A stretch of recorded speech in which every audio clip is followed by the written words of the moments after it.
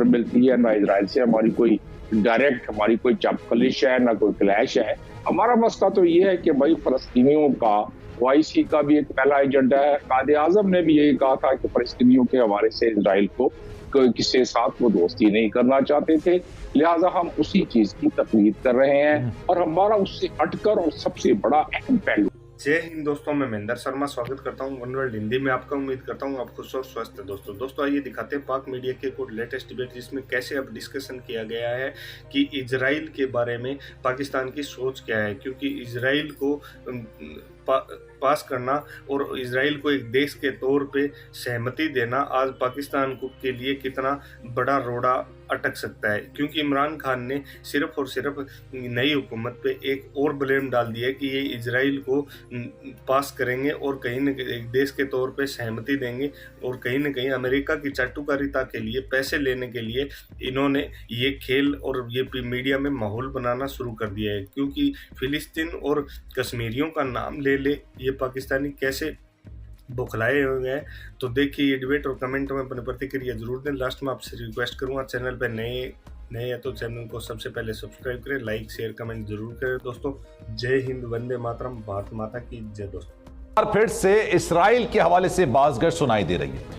खान साहब ने अभी खिताब किया और उस खिताब में उन्होंने कहा कि ये हुकूमत इस्राइल को तस्लीम करने जा रही है। अच्छा, ये पहली बार नहीं हुआ है। खान साहब के इस दावे से पहले जब खान साहब वजीर आजम हुआ करते थे, उस जमाने में भी अपोजिशन ये बात कहती थी कि खान साहब इस्राइल को तस्लीम कर लेंगे। आज खान साहब मौजूदा हुकूमत पर ये इल्जाम लगा रहे हैं। क्या जनाब इस्राइल का जो मामला है या इस्राइल का जो नाम है या इस तरह से जो बात की जाती है हमारी कौमी सियासत में एक दूसरे को नीचा दिखाने के लिए की जाती है? आपको याद होगा इससे पहले भी कहा गया था कि इस्राइल से तैयार आया वो पाकिस्तान में लैंड हुआ, उस वक्त खान साहब जो है वजीर आजम थे। आज फिर ये बात कही जा रही है क्योंकि जनाब इस्राइल की जानिब से ये कहा गया कि पाकिस्तानी निजात अमेरिकन ने उनसे मुलाकात की और ये तारीख में पहली बार हुआ है कि किसी पाकिस्तानी ने उनसे मुलाकात की है, क्योंकि पाकिस्तानी पासपोर्ट पे तो आप इस्राइल का दौरा नहीं कर सकते हैं। अगर आप किसी और मुल्क के नेशनल होंगे तो आप फिर वहाँ पर जा सकते हैं, भले आप ओरिजिन पाकिस्तान के क्यों ना हो। इसी पर मजीद बात करेंगे।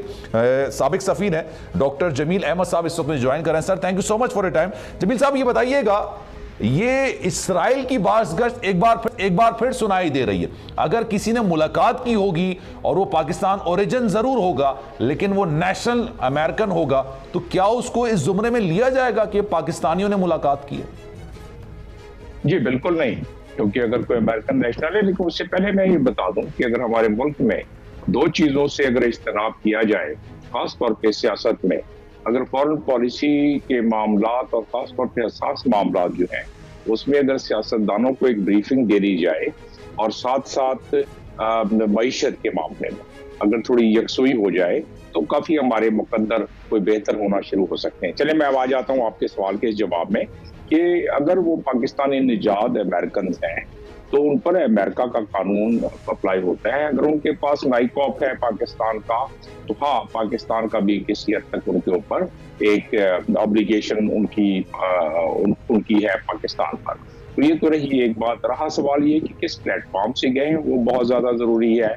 अगर तो वो जिस तरह के मंजरियाम पर बात आई है वो सिविल सोसाइटी ग्रुप है और वो ग्रुप जिसके के 3 दफातर हैं, एक बहरीन में, एक UAE में और एक इजराइल में, और वो बेसिकली लॉबिस्ट ग्रुप है जो कि अमेरिका और पाकिस्तान की लॉबी भी करता है दावा करता है कम से कम। और वही अब इजराइल का विजिट जो पिछले माह की 15 तारीख को, बल्कि इसी माह की 15 तारीख को विजिट किया, और उसको आज किसी और ने नहीं, इजराइल के प्रेसिडेंट ने दावो में खुद बता दिया वर्ल्ड इकोनॉमिक फोरम में कि ये ऐसा हुआ है। देखिए अब इजराइल को तो इस वक्त इब्राहिम अकार्ड के बाद उनकी पूरी कोशिश यही है कि बाकी मुस्लिम ममालिक भी उसे तस्लीम कर लें और उनसे सफारती ताल्लुकात रख लें। एक इससे पहले भी हमारी इंगेजमेंट जो सामने आई और ऑफिशियली हुई वो थी कसूरी साहब के जमाने में, जब वो फॉरेन मिनिस्टर थे, जनरल मुशर्रफ का जमाना था। उस वक्त टर्की में बाकायदा मुलाकात हुई। वो एक ऐसी चीज थी जो कि मंजर आम पर ऑफिशियली आ गई थी। बाकी पसे पर्दा क्या हो रहा है क्या नहीं हो रहा है, इशारे तो मिलते हैं। अब रहा सवाल कि किस जुमरे में ये हो रहा है, जाहिर है कि टर्की ने 10 साल के बाद दोबारा अपने ताल्लुकात बढ़ा लिए। टर्की मुस्लिम उम्मा का और ओवैसी का एक बहुत कलीदी मुल्क है, बहुत ताकतवर मुल्क है, जिसने इजराइल को सबसे पहले तस्लीम किया। सऊदी अरब जिसने अपनी फौजें तबूक में इजराइल के खिलाफ लगार की थी, और हम भी मतलब एक लिहाज से उस जमाने में सऊदी अरब में हमारी अस्करी कुव्वतें और वहाँ मौजूद थी, तो उससे हटकर अभी सऊदी अरब जो है वो पसे पर्दा रह के बाकी अपने गल्फ कंट्रीज को इशारे दे रहा है, क्योंकि यूएई में कभी भी अब्राहम अकॉर्ड पर साइन नहीं करते अगर सऊदी अरब की तरफ से ग्रीन सिग्नल नहीं होता। और उसके साथ साथ बाकी ममालिक, मोरक्को हो गया, सूडान हो गया, बाकी लोग हो गए, लेकिन हमारा एक उसूली मौक़िफ़ है। हमें हमारे इजराइल से क्या लेना देना? इजराइल से ना हमारी बॉर्डर मिलती है, ना इजराइल से हमारी कोई डायरेक्ट हमारी कोई चपकलिश है, ना कोई क्लैश है। हमारा मसला तो ये है कि भाई फलस्तीनियों का, ओआईसी का भी एक पहला एजेंडा है। कायदे आज़म ने भी यही कहा था कि फलस्तीनियों के हवाले से इजराइल को किसी साथ वो दोस्ती नहीं करना चाहते थे, लिहाजा हम उसी चीज की तकलीद कर रहे हैं। और हमारा उससे हटकर और सबसे बड़ा अहम पहलू है, जिसको कि हमारे लिए बहुत हसास पहलू भी है और हमारे दिल के करीब भी है, और वो है कि अगर आज हम इजराइल को तस्लीम भी बफर्ज महल कर लेते हैं, तो फिर हमारे कश्मीरी भाइयों का और फलस्तीनी भाइयों का क्या बनेगा? अगर हमने इजराइल को तस्लीम कर लिया तो फिर हमारे मतलब फलस्तीन का मामला वो चला जाएगा बिल्कुल पसे पुश्त हमेशा के लिए। और उसी प्रिंसिपल पर कश्मीर की लड़ाई हम लड़ रहे हैं, जो अक़वाम मुत्तहिदा की रेजोल्यूशन को 5 रेजोल्यूशन ऐसे हैं तो फलस्तीन के लिए कि जिसकी इम्प्लीमेंटेशन नहीं हो रही है। हमारे पास कोई 8 रेजोल्यूशन कश्मीर के ऐसे हैं जिस पर के इम्प्लीमेंटेशन नहीं हो रही है। तो हमारा मसला हमारा बड़ा एक संजीदा है। उस लिहाज से इस मामले को जब भी हम डिस्कस करते हैं, जाहिर है हम एक आज़ाद शहरी हैं, लेकिन मुल्क की हसासियत के मामलों को जहन में रखते हुए अगर इसको डिस्कस करें तो ये चीजें उलझेंगी नहीं, और कम से कम फॉरेन पॉलिसी को, फॉरेन मिनिस्ट्री को इस मामले में हमारे। लेकिन गाय बगाए ये नाम आता क्यों है पाकिस्तान की सियासत में? और जैसे कि आपने कहा कि हमारे नजरियात का वाला मामला है, फलस्तीनियों को हक दिलाने वाली बात है, कायदे आज़म मोहम्मद अली जिन्ना ने ये बात की थी, पाकिस्तान का ओआईसी में मौक़िफ़ ये है, तो फिर ये पाकिस्तानी सियासत में क्यों ये बार बार आती है, एक दूसरे को नीचा दिखाने के लिए?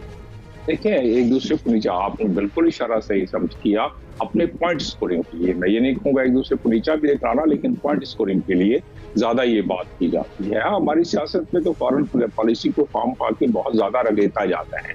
हाँ, जहाँ हमारे मुल्क की मफाद की बात हो, जहाँ वो समझें कि भाई मुल्क के मफाद को कोई गुजन पहुंच रही है, तो फिर जरूर बात कर लें उसको, लेकिन आम इसको एक ऐसे पैराहे में न बात की जाए कि पॉइंट स्कोरिंग के लिहाज से बात की जाए। तो लिहाजा इसमें सिर्फ यही इतनी सी बात सोचने की है कि दुनिया जिस जगह पर जा रही है, क्या हम इजराइल से अगर किसी की कोई बात हो भी रही है पसे पर्दा किसी लॉबिस्ट के जरिए, जिस तरह की अनिला अली है, वो इसको लीड उन्होंने किया है, पाकिस्तानी ओरिजिन की है, अगर ऐसी बात हुई भी है फर्ज महल और हो भी रही है अगर किसी आशीर्वाद के तहत, तो उसमें जो आगे चल के बात होनी चाहिए वो यकीनन हमारे पार्लियामेंट में डिस्कस होना चाहिए। पार्लियामेंट में डिस्कस होना चाहिए, क्योंकि जनाब ताकत